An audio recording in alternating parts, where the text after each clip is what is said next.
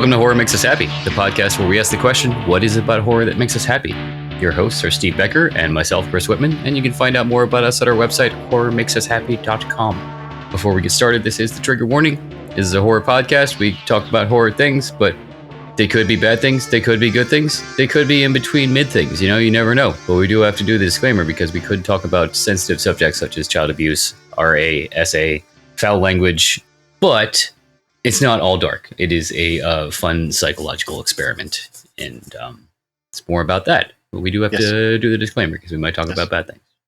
Also, we'd like to thank our Patreon supporters. Steve and I both live paycheck to paycheck, so we definitely appreciate how meaningful it can be to offer even $1 here or there. That being said, though, Patreon also offers a free tier. So even if you can't offer financial support, you can still sign up for the free tier, become a patron, or do all of the other things like liking, sharing, and subscribing, or maybe even writing a review if you're feeling squirrely. Yeah. Talk about us. Write about us. Discuss. And with that very awkward intro out of the way, Steve, what do we got going on? All kinds of stuff. We've got 3 events weekly on our Discord server. We host a movie stream on Saturday, and then on Sunday we do a listen party where we stream one of our episodes of our podcast and chat alongside while that's going on. And Chris also live streams himself working on his horror-themed webcomic Pieces, which you can find at piecesofflesh.com. You can find the link to our Discord server on the main page at horrormakesushappy.com. But today, we are talking with Ms. Lee Murray, author best known for her works Into the Mist, Into the Ashes, and Hounds of the Underworld. Although talking before the episode got rolling, I understand you've got a lot of other stuff going on. So you want to let us know what you're currently working on? Hi, Steve and Chris. Thank you for having me on Horror Makes Us Happy. Yeah, wonderful to be here with you, coming from the future in New Zealand. Yes. Into the Mist that you mentioned is part of a series of 3 novels and I think another 5 or 6 short stories or, novelettes that I think I put Into the Mist out first in 2016. So it's going back some time. And Hounds of the Underworld is a collaborative supernatural crime noir series that I write with my very, very good friend Dan Raybarts, who is a horror speculative writer here, a Maori writer from New Zealand, and he's currently the guest editor of Midnight Echo magazine for the Australian Horror Writers Association. So, so those are a few novels. I've also got some novels for children. I write a lot of short fiction and essays, and more recently I've been working on poetry. So I had my first debut solo poetry collection come out, and my first feature film came out in August this year as well, and that's it's called Grafted, and it's sort of body horror, weird science. It's directed by Sasha Rainbow, and it's put out by Headgear, and I think it's streaming on Shudder. It just took Best Director at the Brooklyn Horror Film Festival, but I think it'll be streaming on Shudder in January. So, I was just looking for it. What was it called again? Grafted? Grafted, yeah. Okay. Yeah. You had me at body horror. Yeah, right. I don't remember how much conversation we had about the theme of this podcast. So very briefly, what we're going to do is it's going to be less about your body of work, although that may come up in the conversation, and more about your love of horror as the genre from childhood through adulthood. And then towards the end, we'll talk about any common themes that might be cropping up multiple times in the call and how those topics might intersect with the horror genre. That said, it's not meant to be a therapy session, so if there's any questions you don't want to answer, you just say pass and we'll move on. But starting with childhood, what are some of your earliest memories of scary things?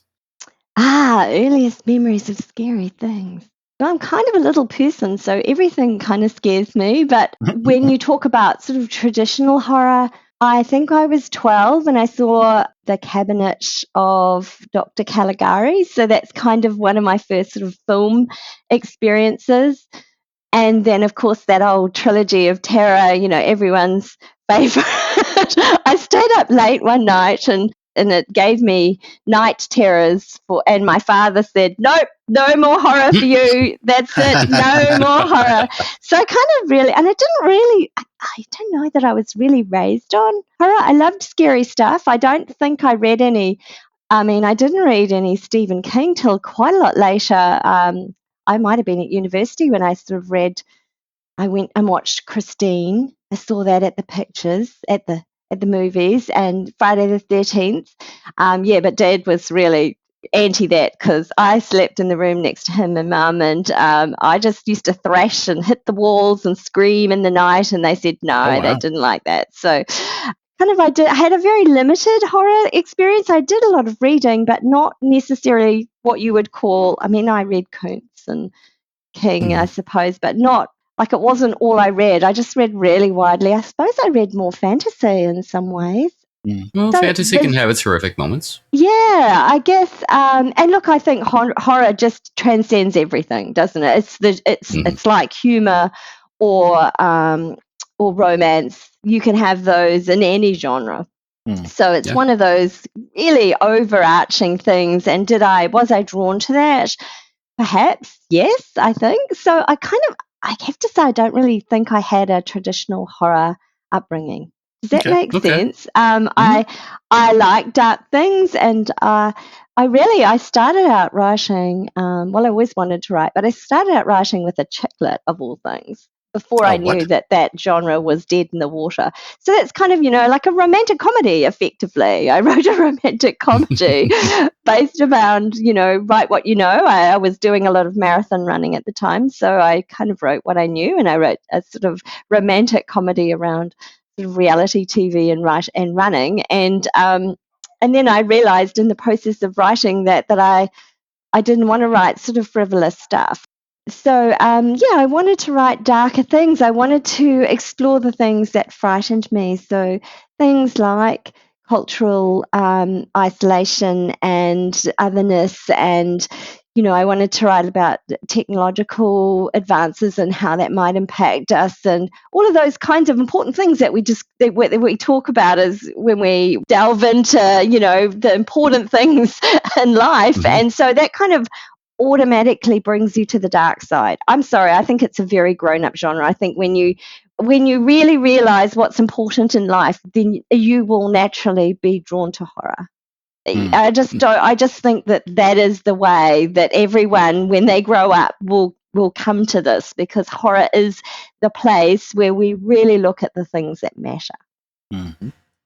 Let's go back to some of the stuff that you talked about. So you mentioned Cabinet of Dr. Caligari. Was there a particular scene in that movie that really stood out to you?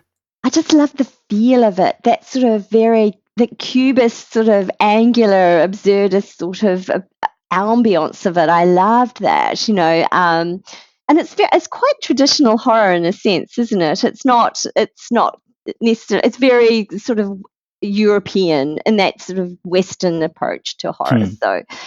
And then moving to the sort of trilogy of terror, I kind of love that sort of, the little figurine that comes to life, and just and to me, that's kind of a metaphor for a woman's life. This just expectation stuff comes in, and you've just got to deal with it. This cultural thing comes through the door, and you must deal with it, and that kind of is a metaphor. I guess that's perhaps why it sort of appealed to me, that sort of metaphor. I'm a third generation Chinese New Zealander, and growing up I never saw anything that represented my experience.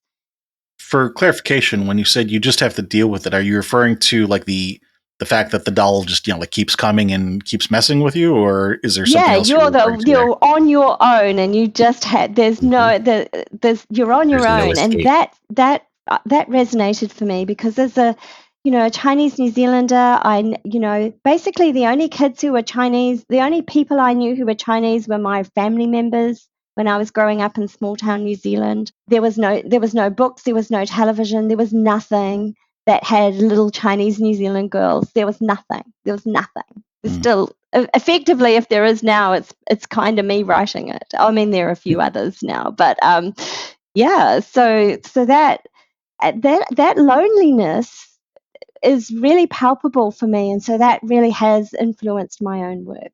The first time I ever really saw myself represented in fiction was John Wyndham's The Chrysalids. In that story, it's an apocalyptic story about mutation, sort of post sort of radioactive fallout, and a group of people had developed telepathy and these and then also mutations, so, extra fingers and what have you.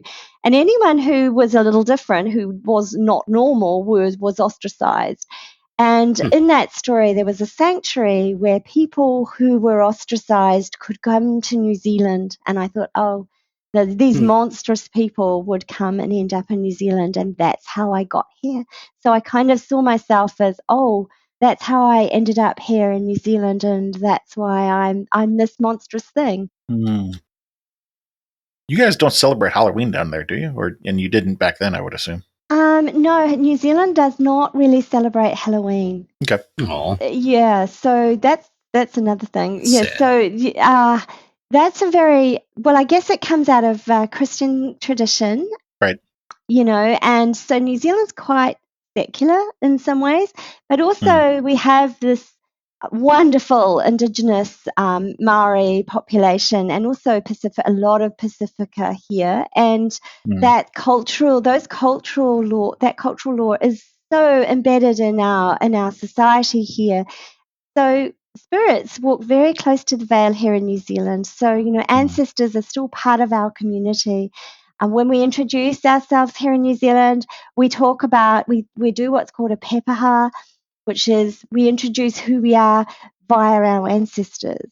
And ancestors were represented in rivers and streams and mountains and lakes here in New Zealand. So, look, to give you some example, we have a forest here called the Te Urawera Forest. It has been enacted into law that forest is a person. It's been given personhood because it is an ancestor that nurtures the Tuhoi tribe, which is the tribe that lives in that originally lived in that forest, and you can't harm it. So it protects that forest in the same way that a corporation is protected with personhood. You can't damage it or injure it just in the same way as you can't injure a person or damage a person. So that gives huge protections to that forest, and so that is embedded in New Zealand law, and we have mountains that are protected in the same way. So that spiritual notion of the landscape and our ancestors being part of the everyday is very much inherent in New Zealand culture.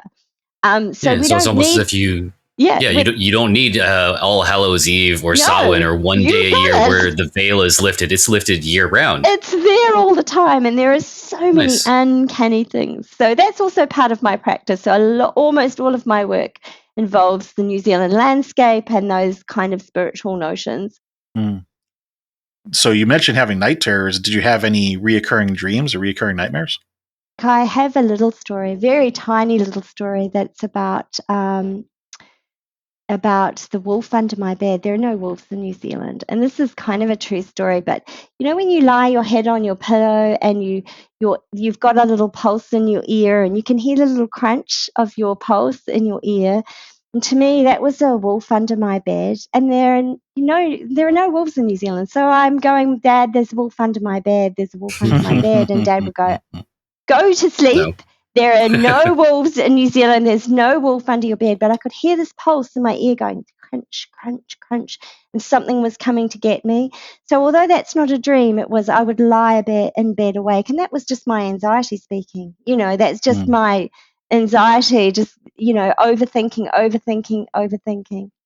So no, not any specific reoccurring dreams, but that used to spend a lot of time awake, suffering from insomnia. And so I've got a colleague who writes down keeps a dream journal and writes everything down.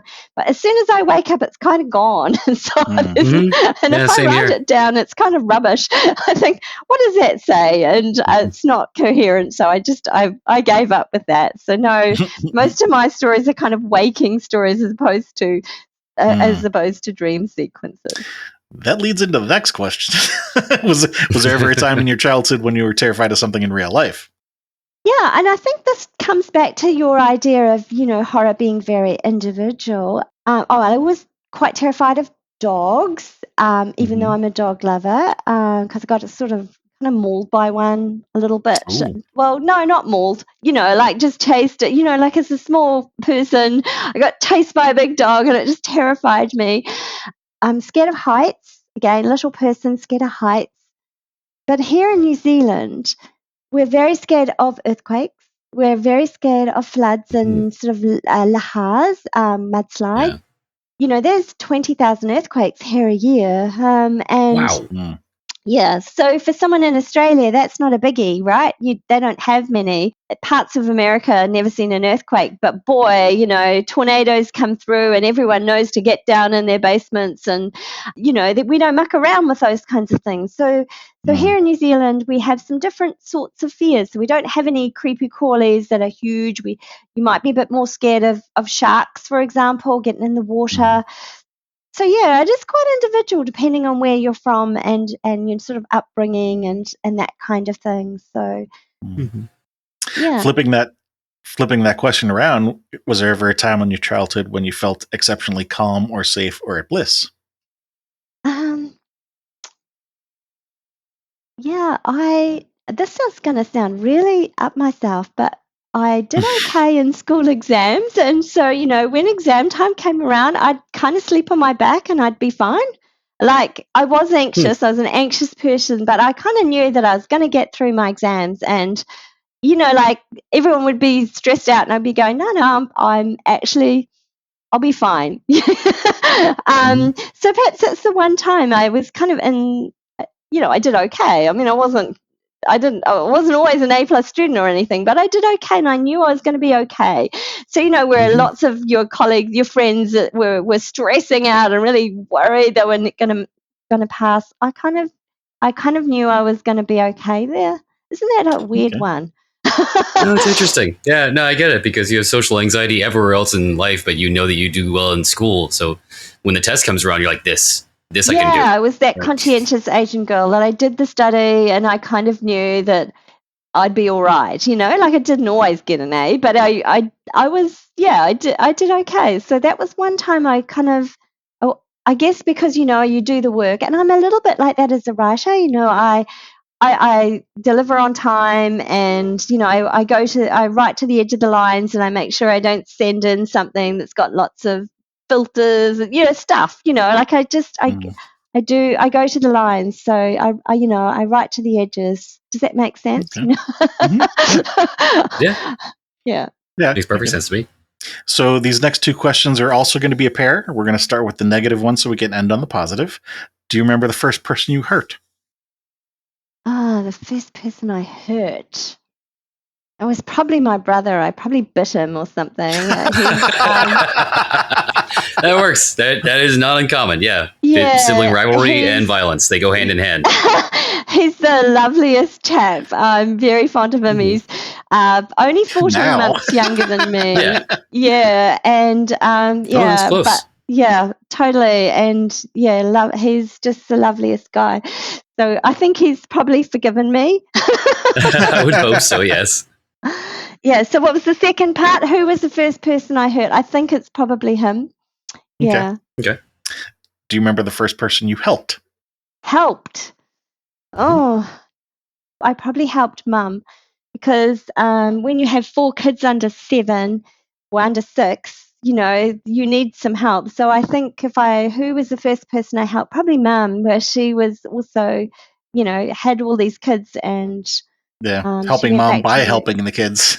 Yeah. And I think that happens to lots of first daughters. They end up helping raise the others. So exactly. Yeah. That's not a question I've really thought about. But yeah, I think it comes down to family, doesn't it? But these days, that is kind of a huge part of my practice is mentorship. And I do so much mentorship and development of emerging writers and that kind of thing. So that's kind of a huge part of my practice. Yep. Are you a mentor on the Horror Writers Association, perhaps? Yes, I have been I'm just on hiatus at the moment because I have a really big community project coming up next year. So I've just put myself on hiatus. But yes, I have been for, I think, the last 6 years, and I'm a mentor of the year 1 year. And but also for the New Zealand Society of Authors and the Australian Horror Writers Association and the New Zealand BECFIC Association and a number of other organisations as well. So I have been doing that for a very long time. Also developing school students through Young New Zealand Writers. I did that for a decade. So some of my mentees are coming through now and writing, one of my mentees just got on Ellen Datlow's list for, recommended reading for last year. And I first published her when she was 11 years old. So, Oh, wow. Nice.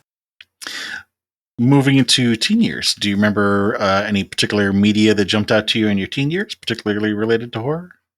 Oh, Friday the 13th, part 2. Yeah, still makes me, still frightened by That's the that good one.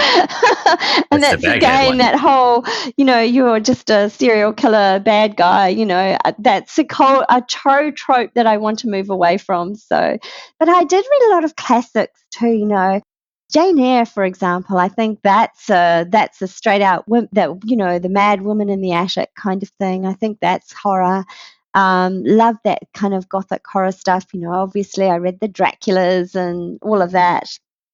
And I think I think there's a lot to be said for the sort of classics. I did love a lot of that.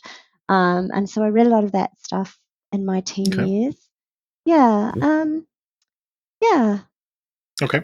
You mentioned Friday the 13th Part 2 specifically. Was there something in Part 2? I saw it at the movie theatre, I think. That's why, rather than a small screen. I saw it at the movie theatre when it came out because I'm quite old. And it was back when you couldn't go to movies if it had a this, or I think it was an R14 or R16 or something here in New Zealand, and I might have been underage. I can't remember. So it's a big deal. It was I think it's that cinematic feel, which doesn't happen so much now. There's a lot more sort of direct to streaming, and it goes on the telly, and there's something about that. So for Trilogy of Terror, where I was a little bit younger, I think I saw that at home late at night and I was the only person up. Mm-hmm. Okay, that's a different kind of feel. You're right. They both have their atmosphere, but there is something to be said about the whole watching a horror movie at home alone at night thing too. Yeah, what's that joke? If you're feeling alone, watch a horror movie and suddenly you don't feel so alone. Exactly. Somebody else in the house. There at the window or, in the basement or something. So, if you're feeling lonely, watch a horror movie. Yeah. It's funny saying that now that you mentioned that you were the only one awake while watching that, because it adds another dimension to the phrase "you're on your own." Yeah. It totally does. So and then the cinema feel is just that everyone else gasping and that collective sort of drawing of breath where you're in and the feeding off that fear of everybody else too, which is wonderful as well. Yeah. And I think you don't get that with a book because you when you're reading unless you're reading to a child. You don't really get that with a book because you're in your own head, aren't you? And you can always put it down. And I think that's the thing. I can read anything, like absolutely anything, and it doesn't affect me in the same way. And I think the other thing with the film is always the sound.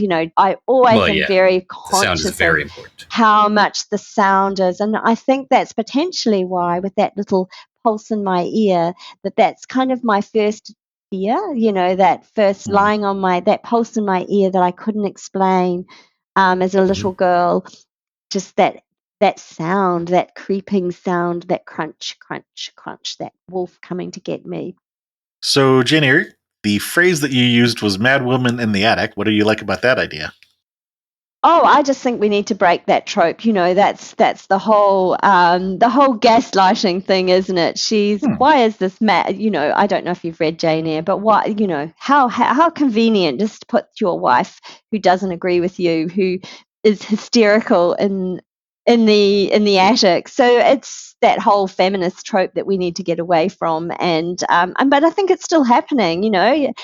The minute that somebody says you're not, says something you don't agree with, then you're crazy, especially when we're talking about women. She's crazy, she's insane, she's off her mind, she's unhinged. if she says something that you don't agree with, then she must be crazy. And let's just put her in an asylum, or let's just put her in the attic and shut her up. And women have every right to be involved in how the world operates, and so that's something we need to move away from. So obviously that resonated for me as a young woman coming. I went to a girls' school, an all-girls school where women were in power. It was just that whole feminist awakening for me in my teen years, for sure. Okay. Let's see. So, skipping the Halloween questions again, any reoccurring dreams or reoccurring nightmares in your teens? No. Okay. Oh, I had that one about missing the exam that everyone has, like, oh my God, I've missed the bus and I haven't made it to the exam on time. Everyone has that dream, right? I still have, I think I had it not that long ago, and I'm nearly 60 now, like I'm coming up 60 next year. And so it's a bit late to be having that dream now. Yeah, but right. Why is that? Why do we have that dream? I don't know. Anxiety. Yeah. It's anxiety. Missing the plane. I think I've had that one a few times. I'm on my way to somewhere and missed the plane. Yeah. Yeah. Was there ever a time in real life that you were terrified of something as a teen? Yeah. So,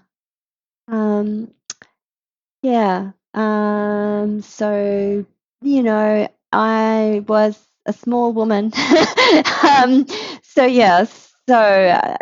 was scared of dark alleys, and I was scared of doctor's surgeries, and Did you say and I think that's surgeries? Yes, because I was molested by a doctor. Oh. Yeah, so those are the things, those kind of things frighten women, and we don't get a chance to talk about those things. But those things, that's frightening. You can't even, those things happen, and they're more common than you think. Yeah.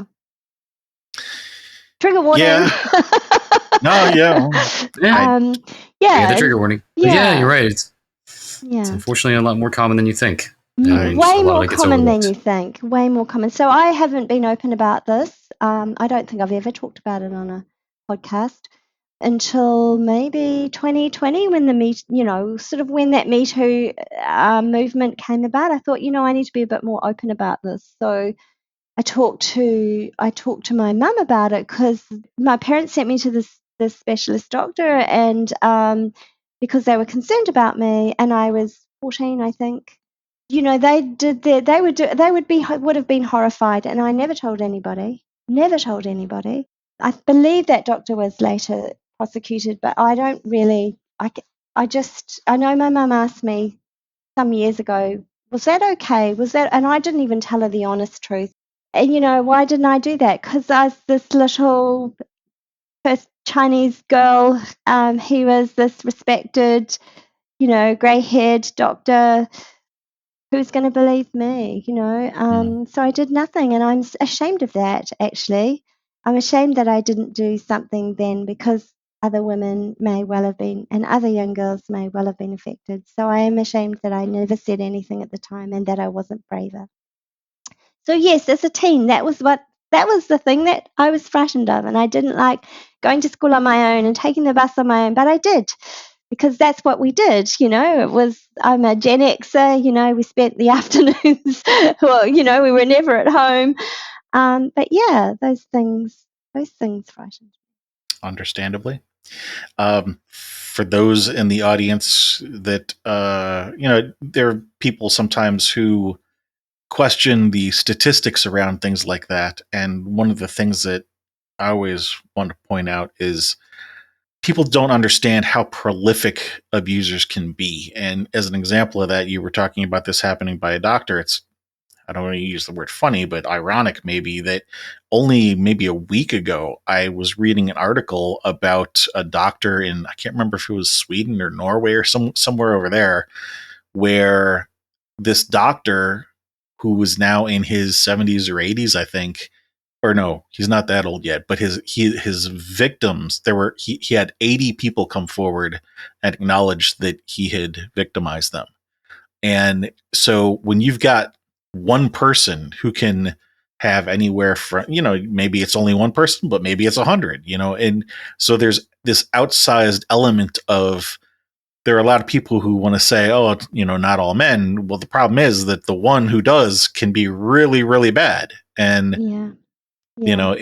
it has a much more, I don't want to use the word sustainable. It's not the right word. Significant, the ones who are bad can be really bad. And it affects so many more people that, there's that phrase, one bad apple spoils the bunch.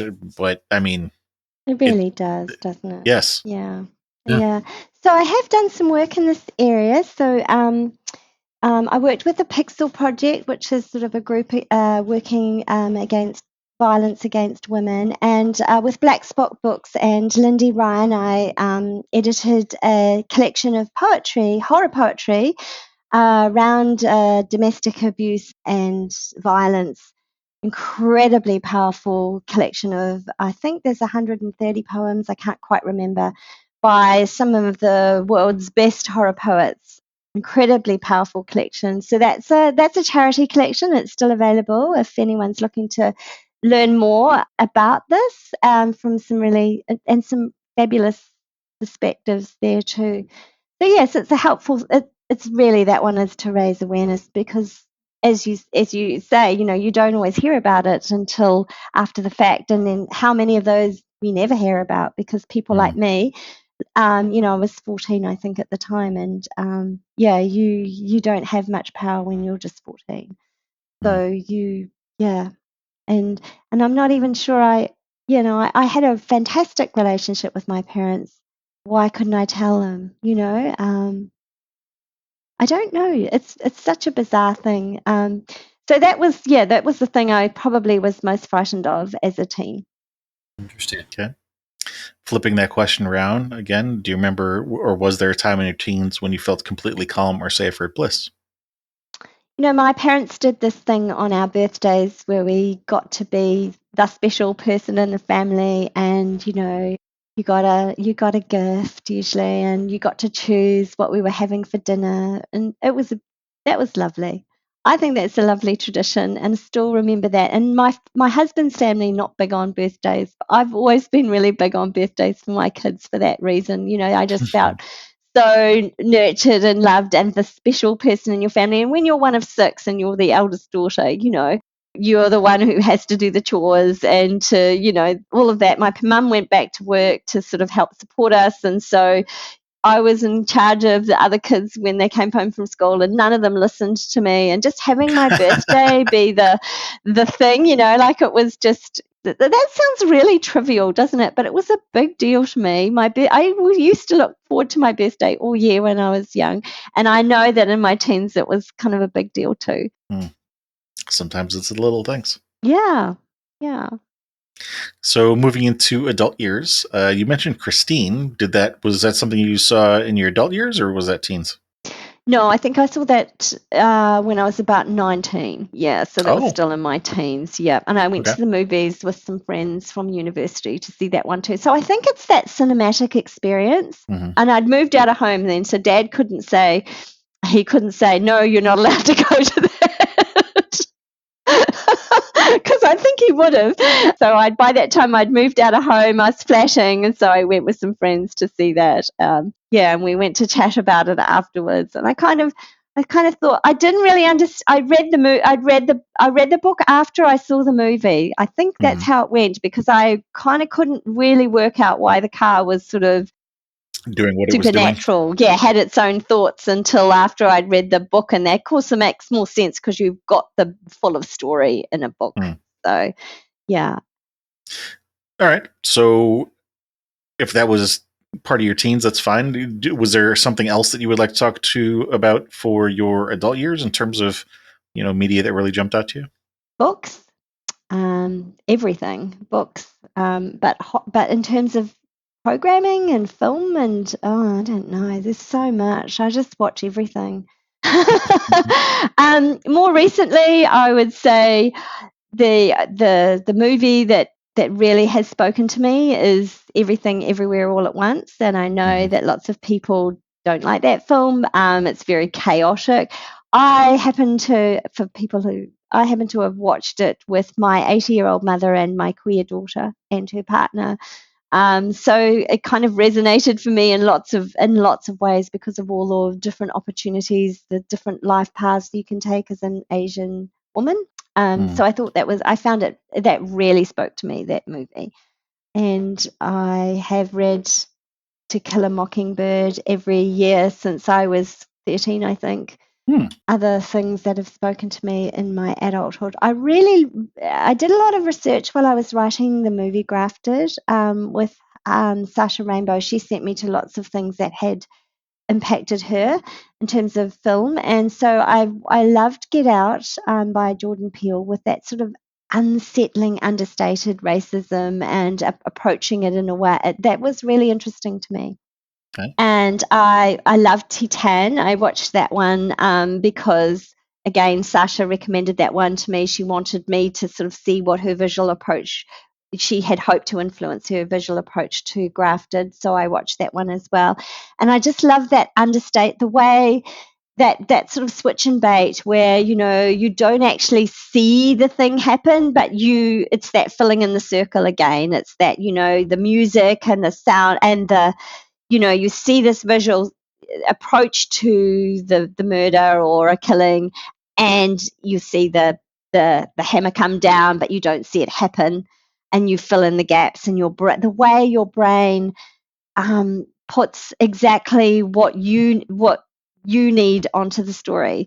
Okay. But honestly, I read almost, the Stoker recommendations come out. I try and read as much as I can on those. The Julius Vogel ones, the New Zealand ones come out. I read as much as I can on those. So what stood out, lots of things have stood out over the years, and I couldn't list it all. It's just there's so much. Yeah. Okay. Any scary dreams or reoccurring nightmares as an adult? No, I'm not really in my dreams, am I? I'm sorry, that's not helping you. No. Yeah, It's it's not uncommon. I rarely remember my dreams either. and it's not an expected thing. It's just one of those things where if you don't ask, you don't know, and you don't get Yeah. an answer. So, not every question is going to land. You have to ask. Yeah, but what's really interesting is that for people of various diaspora, those things are living things. Those uncanny things that you might think, Westerners might think come in your dreams, they come in your life. Like what? Well, kind of rituals and things like for example, I've got a story called Phoenix Claws, and it's a story about yum cha. So, do you know what yum cha is? It's sort of a kind of breakfast, kind of lunch brunch that Asian people have, and it's a sort of little. You go to the restaurant and the different steamed dishes come around, and you select from them. Do you know? Have you ever experienced that? So here in America, we would refer to that as dim sum, which I think it all goes back to Dim sum Korean. are what they are. So the dim sum Okay. dim sum means a little piece of heart. So you're eating a little piece of steamed heart, a treasure, a delicacy. So that's what you eat. Those are the dim sum that come around, or you sometimes call them pot stickers or something like that. Yes, I think. yes. So yum cha is a really big deal for Asian people. It's a sort of it's a family community eating. So it's a family function. It's like a Sunday roast, for example. And Okay. and I, as a little Chinese girl in New Zealand, I'd go to yum cha in the weekends with my family and or my extended family, and even my dad would go, and he was Western. And then we had this kind of thing that we'd bring our boyfriends or our new partners or whatever to yum cha, and it was kind of a test to see what they would eat, because we have such weird food. So I've written a story about this because it was kind of a test, like, would you eat chicken's feet? And if you don't eat chicken's feet, then maybe you're not going to be up to, if you can't accept chicken's feet, then maybe you wouldn't accept me and my cultural. So I wrote a story about this and about how that was kind of an unspoken, uncanny thing that, a ritual and expectation. And then, of course, it became this thing that when my husband wouldn't eat, he didn't like them. He just doesn't like them. And I felt that was a rejection of me and my culture. And then so it just became this huge thing. So those kind of Did he at least try the chicken feet? Because I mean, you could try them and not like them. yeah, he just Nah. he just that one time. But he didn't want to eat them, and so this whole for me these chickens' feet just keep recurring in my. So I wrote a story about recurring chicken feet that they just would they're clawed and naked and horrible looking, and monstrous. And so for me that became a thing. It's a real thing for me, and so I think a lot of these cultural things are they seem like not real, but they are a real thing. So I don't know if you've ever read Bora Chung's story Head. Have you ever read that one? It's a cultural horror about a woman. It's basically toilet. It's toilet horror, but effectively this head grows in the woman's toilet and from her waist, and becomes this living, breathing thing, which to her is yeah. So I think kind of, for example, hoarding. I've written a story about hoarding, which is kind of that hoarding those cultural expectations and the monstrous thing that becomes when you become a hoarder. So some of these notions, not necessarily in your dreams, they're kind of manifest in your actual life. Am I making sense? I think it's a very cultural thing. I think it's very much more happens in sort of more indigenous cultures and that kind of thing than sort of more Western. Maybe I don't know. We sort of think that Western, those are all sort of not real and in our dreams. But for cultural different cultural groups, those manifest as real things. I'm not sure if Yeah, I'm it'd be a making cultural thing. sense. No, it makes sense. I think I understand what you're saying, but what I would say is that those maybe aren't as common dreams in Western culture as maybe you think they are. Because I've heard of people having some dreams like this, but I not very common. I don't think. Yeah, when you're in a dream, the setting is kind of surreal, or things that are not possible become possible, don't they? Mm-hmm. Yeah, well, I Yeah. think that kind of seems more real for us, and like uncanny things are just those are the supernatural in real life, right? Those uncanny, odd things. And again, it's that perhaps that's my New Zealand upbringing, where those sort of spiritual things are quite close to the veil. Yeah. It's funny when you're talking about the chicken's feet thing. I completely forgot about this. I haven't thought about this in a very long time, but so my father's second wife was very abusive towards me.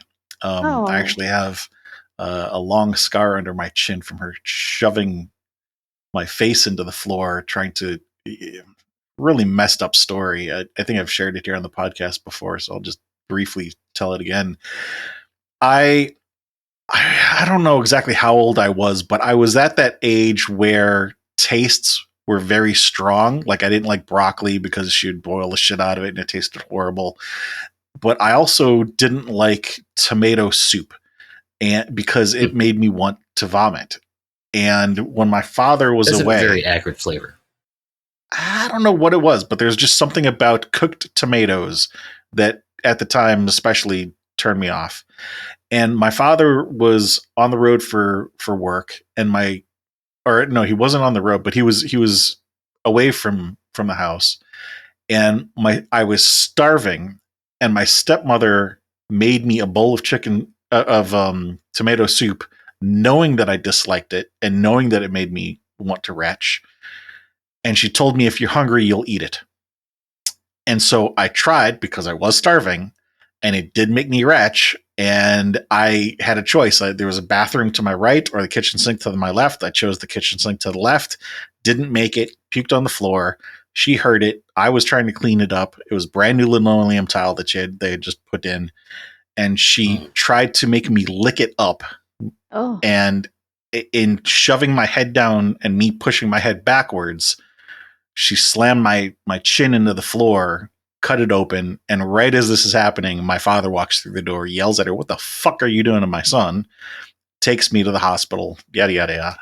But I had completely forgotten about this until you mentioned the chicken's feet. She also once made me pig's feet, which is traditional Chinese food delicacy. yes, It's a delicacy for some, and but in not some for parts of everyone. the U.S. as well. But Yeah, it's a delicacy from a few different cultures. Not my culture. But she was not that good of a cook, to be frank, and it was disgusting. So I would have failed that test probably horribly. Anyway, it's a horrible story, but it was funny talking about it. Yeah, no, but there's horror in that. That's absolute horror, and domestic violence, I think, is features strongly in women's horror, particularly. But that's an interesting take. Yeah, yeah, I'm really sorry that that's happened. But leaning into those things is really interesting. You know, why would she torture you with food?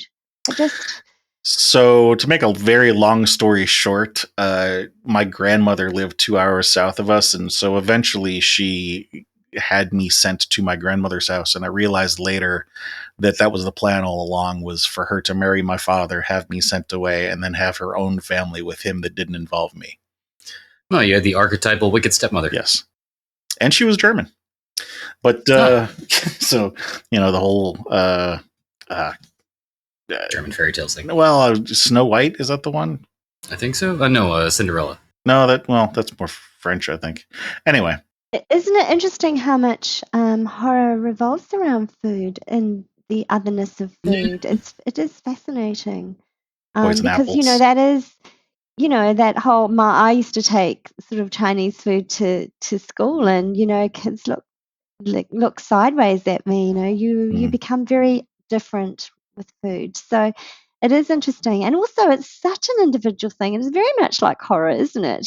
Food is, it kind of has that cultural underpinning, but it also is so individual. Why don't you like tomato soup? What's wrong with tomato soup? And in actual fact, it's such a personal thing, and I think definitely horror is like that as well. It's very individual depending on your upbringing or just where you are in your life, or just if you're expecting. When I was expecting, couldn't touch anything with olive oil in it. And normally I love olive oil. It's a I love that flavor, but no, not when you're expecting. So there's the different phases in your life, different things work for you. So yeah. yeah. And it's funny that, I didn't learn about, the Asian tradition of communal meals until I was in my 20s. And when I discovered that, I remember thinking that's a glorious idea. I wish we would do that, because going back to when I was a kid, if you didn't like something and there's 12 different things on the table, who cares if you don't like one? There's plenty of other things to have. That's dead right. Yeah, that's exactly right. Yeah. Yeah. Interesting. Or you could have a little bit of it without having to have half a plate of it. Yeah. Sorry, you were saying something? No, we kind of engrafted in the movie. We really lean into that notion of the sort of otherness of food, and also that sort of body horror aspect of eating with your fingers, or those kinds of things. Really, offal is a big thing in Asian cultures. We love that kind of thing. We eat everything, and so some of those things are really, you've got to get your head around them. Fish heads and chickens and their eggs, and growing in eggs, and that all of those things that swallow, spit soup, and they're kind of, when you think about them, they're pretty disgusting. So leaning into that kind of thing in horror, I think, is really an interesting aspect. And I think there are a few anthologies, I think, that deal with that, but it's a very interesting facet of horror, I think. Okay. So, got a few more questions here for the adult section. We'll run through these. Has there been a time in your adult life when you were terrified of something in real life? Oh God, probably lots of things. Yeah, heights. I've had to get down off things. No, I'm not Can be going terrifying. there. It can be terrifying. Yeah, lots of things. I'm quite frightened about climate change here. Yes, we've had earthquakes is a big one. As I've mentioned that, but there was a very big earthquake while I was living in Wellington And we had to get out of bed and in our pajamas, and the whole house shook, like just shook for a whole minute, and take the car and go up a hill because we were in a tsunami zone. So, after an earthquake, you never know when the tsunami is going to come through because usually that's what happens. It follows. So we had to go up, and we had to spend the whole night in our pajamas with our dog and the kids, up on a hill and waiting to get the all clear to go back to the house, and whether the house, so those are real fears, particularly when you've got, children, young people with you. So, Oh, yeah. So there was a film I saw recently. I think it was a Finnish film called The Wave, where it dealt with that. Like just a large slab of a mountain essentially fell off, and it caused a tsunami. And like you said, they all had to run for higher ground, but they're driving. The cars are in a pile up, so they had to eventually just exit their car and run up the hill away from the tsunami, which could be crashing down in seconds. Yeah. It's nerve-wracking. Yeah, so those are real fears. And I think it's the same way that in the United States you might be frightened, if your children are out at their game or something and a tornado comes through and you just have to go and get in your basement and you don't know, one time I was in the United States and a tornado came through and, I picked up the kids. I had someone else's kid, they didn't know where they were. I just picked that kid up and took them, and home and got, my husband was out. Those are really frightening times, aren't they? And I'm sure you understand what I'm talking about. I mean, a lot of people in the United States know how it feels. And it's the same here we had a cyclone a couple of years ago. 11 people died. Hundreds of houses were destroyed in massive landslides going out towards the ocean in the Hawke's Bay. My brother lives there. My sister-in-law sent me a photo of their whole house was surrounded by water. And those are frequent things here in New Zealand. Earthquakes, like I say, 20,000 a year, they are frequent. So we are often worried for our families. It's just a very real threat here in New Zealand. So, I still do worry about that. And I do wake up and sometimes the house is rocking and I think, is this the one, So, it's the one. Yeah. Yeah. So anybody out there thinking about moving to New Zealand, have some second thoughts. That's a factor that I am aware of now. New Zealand has earthquakes. No creepy crawlies. We don't have anything that bites Pick your poison. Pick exactly, it's yeah, well, I think we have a pretty terrible record in terms of child abuse, actually. New Zealand, I think that's one thing that that absolutely guts me, that we don't do better. I think we do. I think our records are pretty poor on child abuse, to be honest. But otherwise, we don't have too much. We have all the same social problems as everywhere else, I guess. But those geographical things, we definitely don't have mountain lions or bears or we do have sharks, and we have a couple of our poisonous spider. I'm like I say, nearly 60, and I've only seen one, I think, once or twice, or I don't know. And I noticed you said poisonous spiders singular, so you don't have like 17 like Australia. No, well, we have got one of Australians. So we have Australia's poisonous spiders, which we have the white tail, which gives you a nasty bite and can make you a little sick, but it doesn't kill you.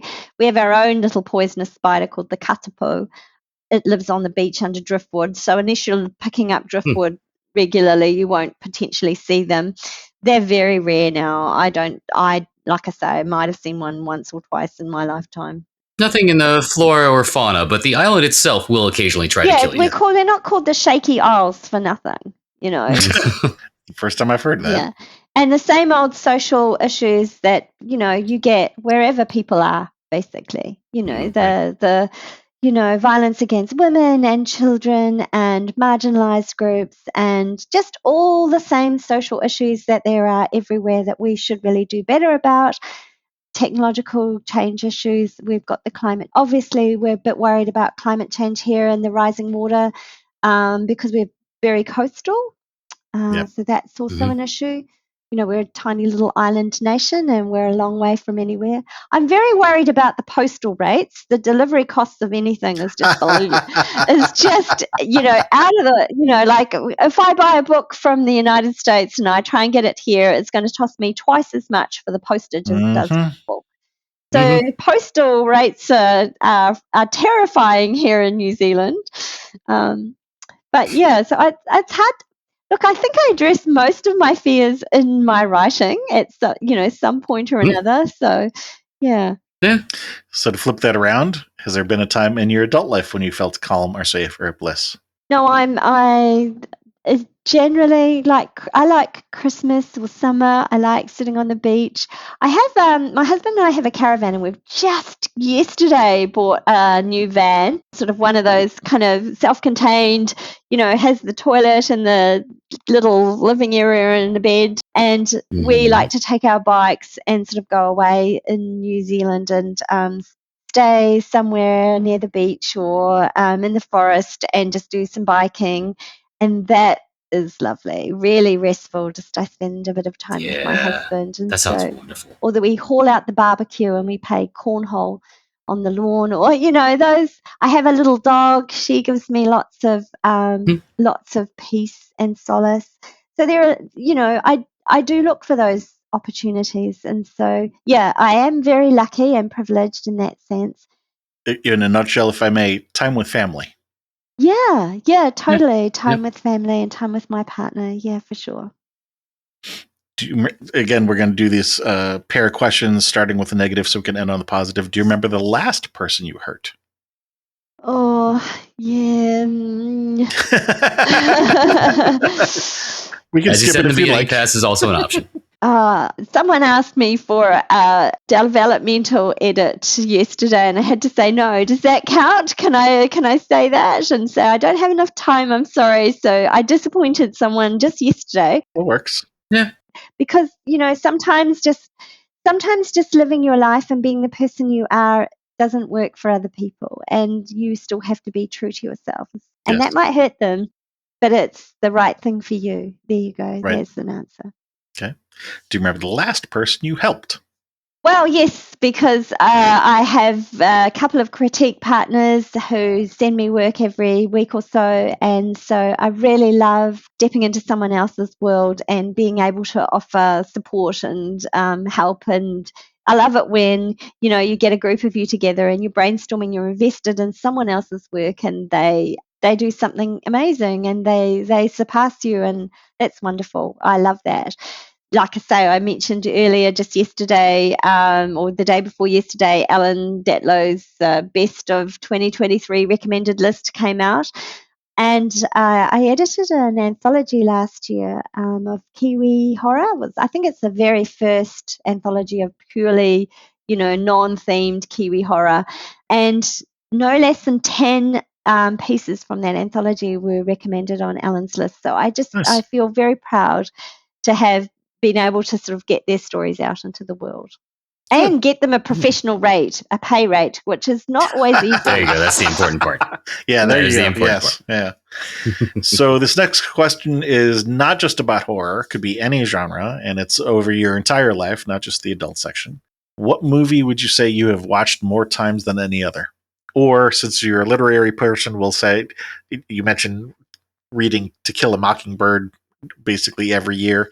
If there is no movie that you watch frequently, then maybe we could talk about the family watch. My family watch Die Hard movies at Christmas. We do that. That's a family because it ritual. is a Christmas movie. Yeah. That's right. So we watch those at Christmas. My immediate family watch those at Christmas, and we've brought my new son-in-law on to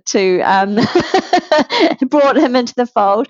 To Kill a Mockingbird, I find something different every time I read that. So I do read that very, very often. Yeah, frequently. And I also have a book called 101 Poems on the Metro, which is a book of poems in French, because I lived in France, and it is a book of poems that they used to put on the subways. I don't know if they do that in the United States. I know they do it in the UK as well. They put poems in the metro, in the underground. So people don't put poems on the metro here. They put curse words. Oh, I was okay, going to rude say, words. not legally. Yeah, so they actually put poems in. I think it's actually a really nice idea to sort of take a little break and you're sitting on them. These days, people are all on their phones and that kind of thing. But in the 90s and 2000s, when you would go, if you would go on a metro in I think they still do in Paris or in London in the Underground, they would put Now poems they up would put on up a it. QR code. Yeah, probably. But so I've got It'll a take little you book to a of poem. those, and I really enjoy, and I do often jump back into that. Let's go back to To Kill a Mockingbird. What do you like about it? Oh, I guess it's that notion of otherness. So probably after the Chrysalids, this is probably the story that sort of spoke to me as being different, and how to perceive people, and also that notion of the people who other you, who make you feel different, don't always understand that they're doing it. They don't always want to. They want to be part of that group. And so it was also, that notion of, I think there's a line in there, about where little Scout sees the men and their cuffs and their sleeves, and they're just ordinary people, but they're just frightened too. So they're looking for something to blame or an explanation for why they're frightened as well. And so that really spoke to me as well. Okay. So yeah, and courage isn't a man with a gun in his hand. Those really. We don't do guns here in New Zealand. I don't think I've really ever seen one in New Zealand. I don't even know where you buy them. I mean, I know people have them because they have them on farms to kill rabbits and all the rest, but that's not a big thing here in New Zealand either. Like Halloween isn't a big thing. We don't really have guns here. Our police aren't armed. They are armed actually, and more in recent times they do have arms in their vehicles, but in general, all New Zealanders, you don't see policemen with arms. They're not carrying guns. That's a good thing. Yeah. One of the things I do love about New Zealand, up until very recently, when you got off a plane in New Zealand, they give you a free cup of tea or coffee. Where does that happen? When you get off the plane. Yeah, when you get off the plane and you come through immigration, they used to give you a free cup of tea or coffee. Well, you don't want to have one before you get off the plane because then you have to go to the bathroom. Yeah, well, they've redone the airport. They've restructured the airport, and that little kiosk is gone now. So, and they just give you information about New Zealand if you're a visitor. And there is a pun to be made in that sharing the tea or spilling the tea is slang for gossip. Yep. So your kiosk is still giving Welcome tea. To New Zealand. It's just different kind spilling of the tea. Sorry, bad pun. That works.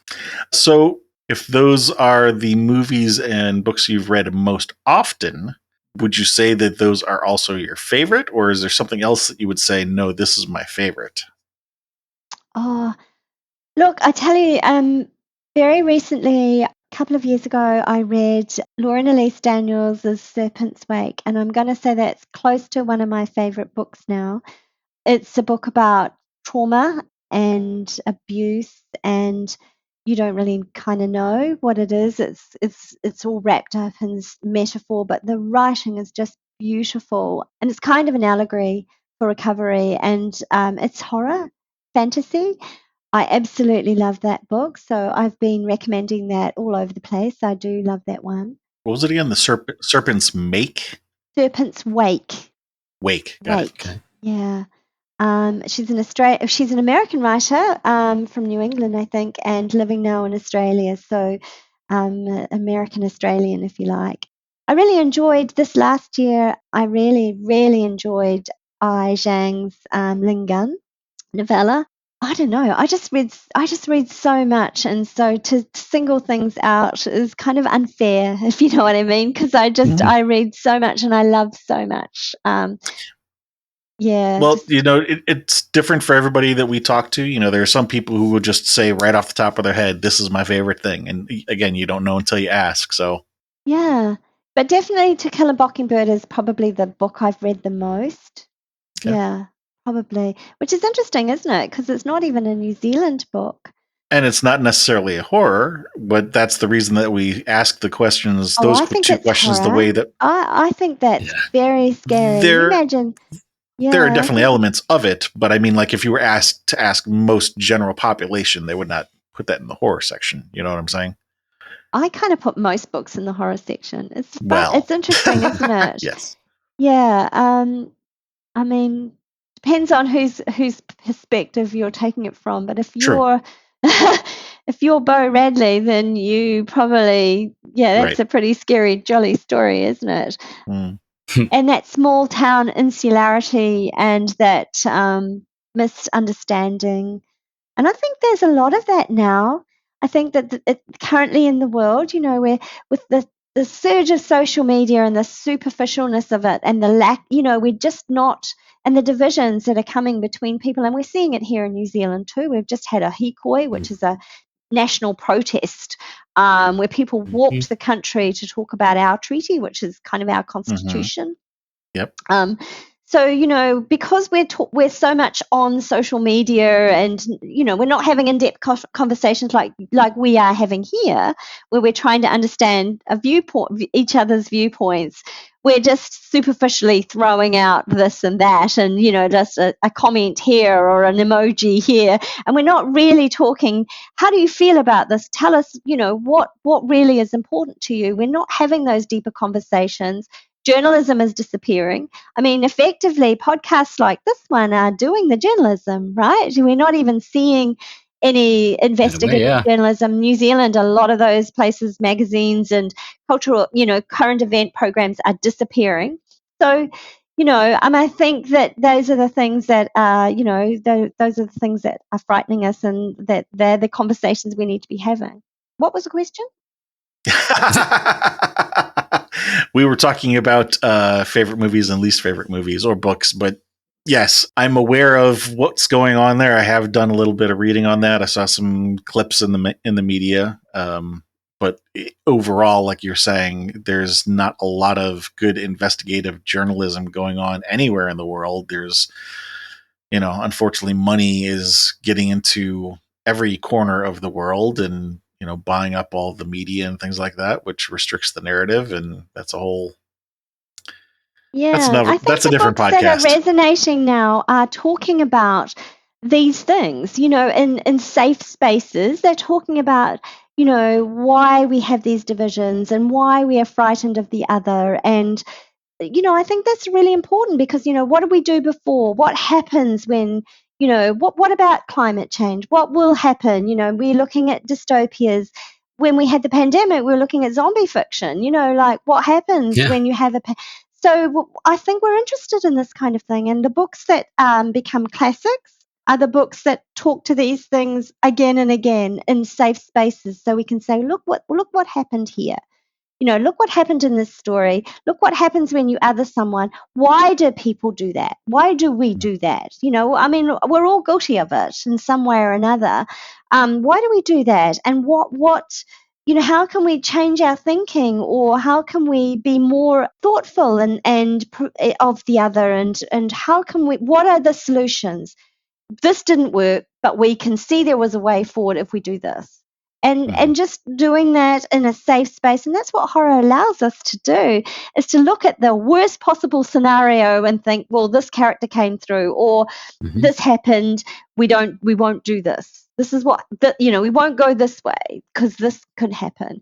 We need to open our minds to it's a learning these tool. things. Absolutely. So when I say, this, when I read To Kill a Mockingbird, and I do read it a lot. Yeah, it still has that. We still need to talk about these things. I'm still frightened of these things, and I'm in a minority group in New Zealand, which is interesting because actually this group is growing, and I think we're going to be the third largest population group soon, so minority population. So yeah, so it's very interesting, just kind of even from a personal standpoint, how that will play out in New Zealand going forward. Well, you've just answered a couple of the next few questions. So we'll go through them anyway, and then just maybe refer back to some of the things that you've said here. So normally this would be the portion where we talk about the common themes that have been cropping up multiple times in the call, and then talk about how those intersect with horror as a genre. In your case, I would say there's sort of 2 or 3 subtopics that all kind of fall under one umbrella.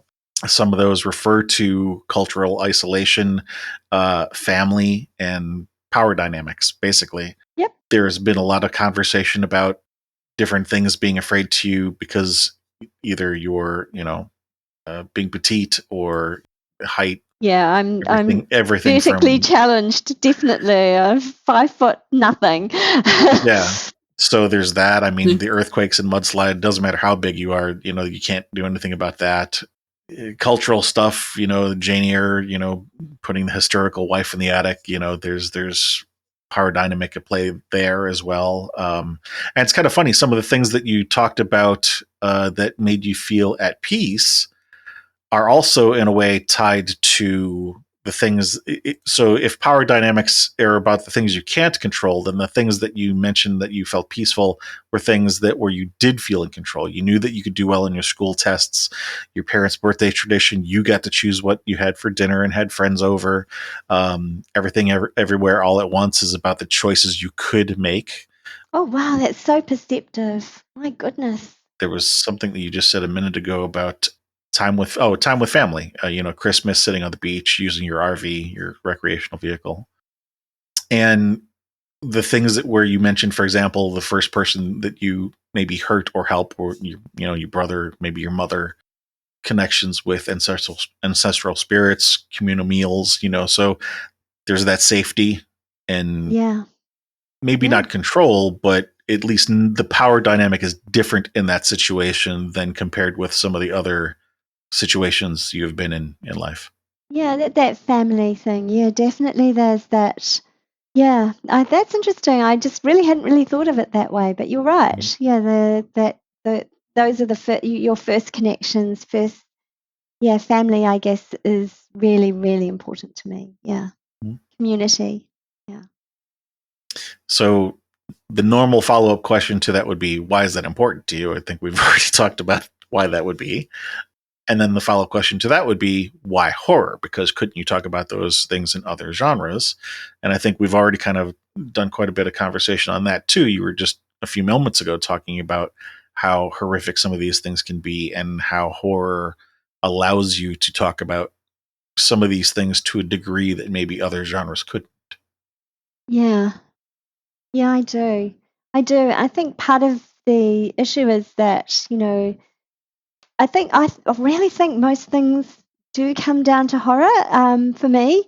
Might be not the whole story is, all blood and guts, but in general, the kernel is still a horror element and the theme might be horror. So to me, yeah, I think almost everything has that underpinning. There's a very very popular novel here in New Zealand that's done very well internationally, and it's called The Axeman's Carnival by a woman named Catherine Chidley. And it's a kind of magical realism story, although it's pitched as literary fiction. And it kind of is it's a talking crow, I think it is a crow or a blackbird, on social media. So it's on social media, but the backdrop of the story is domestic abuse in a very toxic sort of masculinity around sort of carnivals and being a competitive axeman. And in the meantime, this chap is abusing his wife, which comes out through the story of this. I know it's a magpie. There we go. It's a magpie. I think it's very, very interesting. So Laura Jean Mackay won the Arthur C. Clarke Award for science fiction recently with a story called The Animals in That Country, which is again talking animals, just now they're on a roll. And that was pitched as literary fiction as well. But and yet it won the Arthur C. Clarke Award because of course it's speculative and also has some sort of very horrific it's climate change. So it sort of talks about, so it really is quite fearful from my point of view. So again, I think horror is so personal, and a lot of it is how it's packaged. For me, almost everything I read, I feel, has that horror element to it. So I'm probably not the best person to talk about, because I don't subscribe to that it is horror only if it has blood and if it, parts of it are horror. To me, I think the To Kill a Mockingbird fits nicely in the horror genre, even though it doesn't have that supernatural element. It definitely has that folk element to it. So I guess I'm not your traditional horror fan, if you like. I'm a horror. I love horror, the genre of the things that frighten us, the things. And again, I think it is the most grown-up genre. It is the place where, if you're really thinking about how society works and what is coming, what the future holds, and what the things that could harm us and hurt us, I think horror is the only genre. It's the only genre to be writing. Sorry, soapbox again. No, it's okay. That's how you feel. I agree. Well, I think we've got a pretty good summary of what is important to you and why, and how that intersects with horror.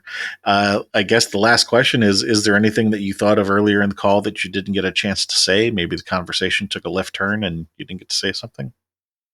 Or do you think there's something that's relevant that hasn't come up on the call?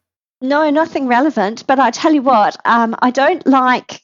I'm othered in other ways, and I just like to say that when I get on a plane, you know how they make everything a standard size for the average person, and do you know any average people? I mean, when I get on a plane, my legs don't reach the ground. And do you know, if you're traveling from New Zealand to, it sounds so funny, but it's torture. It's total torture. That is horror to me. So I get on a plane and I know that my feet don't touch the ground for the 14 hours it takes to get to LA and wherever else I'm going on from there. And so it could be a 20 hours that I'm sitting on a plane with my feet. Will you try that sometime? You sit on your bar, leaner outside in your portico, or we're outside, or at the bar, and you try hanging your legs over the side for 14 hours and see if that's not torture. So I think it is such an individual thing, what is horror, isn't it? I mean, because I know Yeah. Jonathan Mabry says, oh no, I only book first class, he says, because he's like nearly 7 foot and he's a big bloke, right? And he says, I can't sit comfortably with my knees up by my chin. It's just not possible. That's why I was laughing. I wasn't laughing at what you were going through. I was laughing because I'm 6 foot tall, have a few too many pounds, and I was thinking, I'll trade you. Yeah. Right, I was thinking the same exact thing. Like most people would. We all have our own version of horror, but what's an average horror listener or average horror reader?